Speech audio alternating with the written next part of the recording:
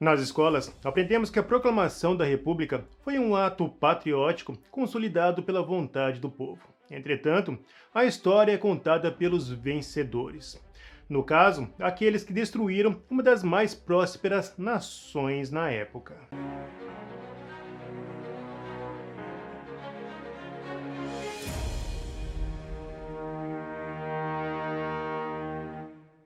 Todo dia 15 do mês de novembro, comemoramos, através de um feriado, a proclamação da República. Entretanto, essa proclamação foi nada além de um golpe, que instalou uma proposta que, na prática, gerou governos autoritários e oligárquicos. Em 1889, ano da proclamação da República, o movimento republicano não possuía nenhuma notoriedade pública, nem mesmo uma menção entre os debates nas ruas. Inclusive, neste ano, o movimento possuía apenas um deputado eleito. Como grande parte dos movimentos revolucionários, este foi insuflado por uma minoria com interesses puramente políticos. E como não via chances de ganhar pelos meios legais, optou pela sabotagem. Marechal Deodoro da Fonseca era monarquista e amigo de Dom Pedro II. Inclusive, ele chegou a afirmar que teria orgulho de carregar o caixão do imperador idoso quando este falecesse. Porém, em 1989, havia uma certa insatisfação de um grupo de militares, entre eles Deodoro. Sabendo os rumores desta insatisfação, o movimento revolucionário republicano decidiu usar de uma fake news. Parece piada, mas foi exatamente isso.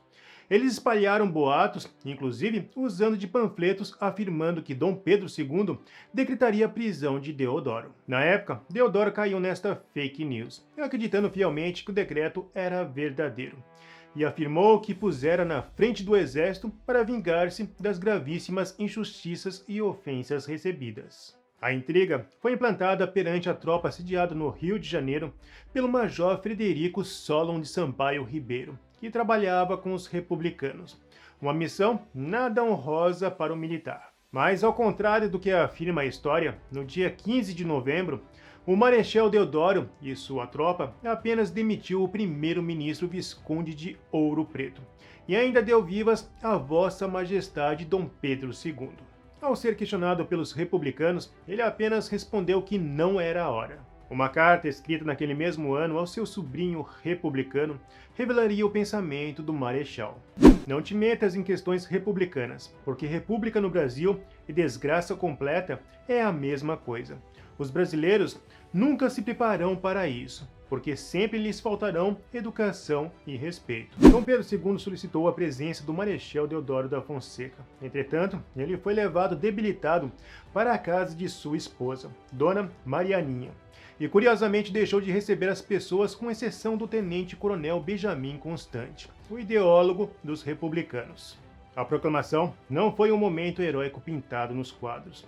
A decisão da mudança de regime partiu exclusivamente de Benjamin Constant, que pressionou o velho marechal em seu estado debilitado.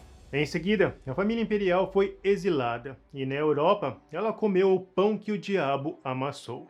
Sem renegar o trono e negando as compensações que a República ofereceu, Dom Pedro II e sua família retornaram para Portugal. A imperatriz Teresa Cristina morreu 21 dias depois do desembarque. Já Dom Pedro II foi encontrado morto 2 anos depois em um pequeno quarto de hotel em Paris.